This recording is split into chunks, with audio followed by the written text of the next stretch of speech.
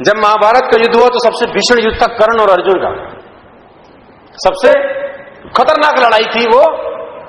और जानते हैं कि उसमें लड़ाई में प्रूफ क्या करना चाहते थे कि बेटर कौन है। लड़ाई किस चीज की थी?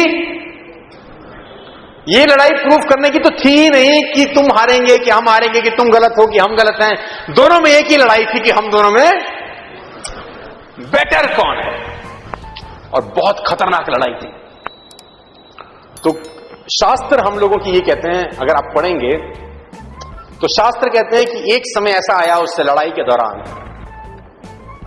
कि जो कर्ण थे उन्होंने जब तीर चलाया, जिसको बोलते हैं एरो, और वो तीर जब अर्जुन के पहिए में जाके लगा तो शास्त्र ये बोलते हैं कि अर्जुन का जो रथ था जिसपे भगवान कृष्ण खुद विराजमान थे, उनका रथ 3 कदम पीछे खिसक गया। इतनी शक्ति के साथ उसने बाण मारा। कितना फीट पीछे गया? 3 फीट। अब बारी अर्जुन की थी, उसको उसका आंसर। अब अर्जुन ने भी बाण लगाया और जब वो बाण कर्ण के पहिए पे लगा तो उसके घोड़े जो उस रथ को खींच रहे थे 7 कदम पीछे ले आए। वो इतनी शक्ति के साथ बाण लगा।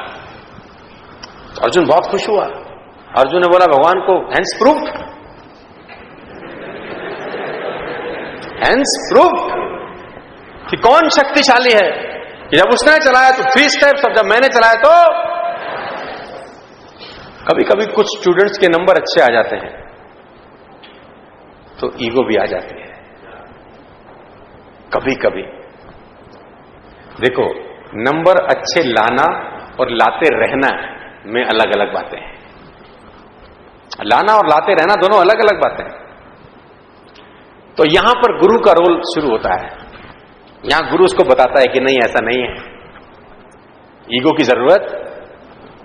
उसने बोला देख मैंने तो मारा ना, देखो मारा तो 7 कदम, उसने मारा तो 3 कदम, तो प्रूफ हो गया, हैंड्स प्रूफ, थ्योरम सॉल्व।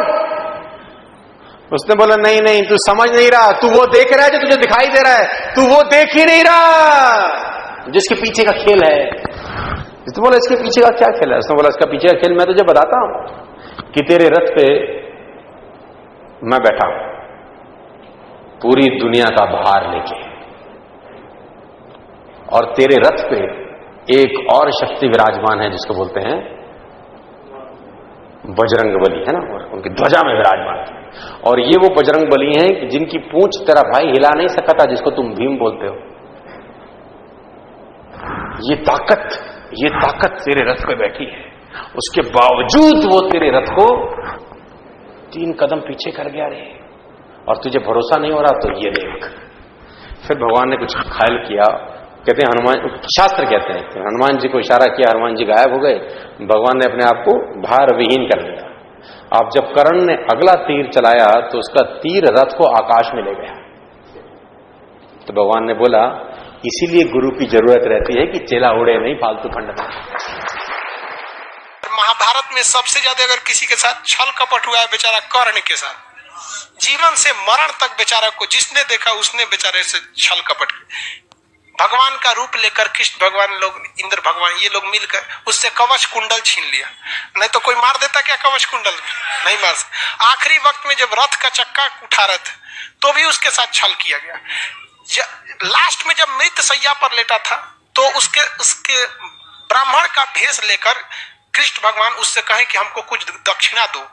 मरने के टाइम पे तो पत्थर लेके सोना का दांत तोड़ दिया। सोना का दांत था, तोड़ दिया कर्ण ने।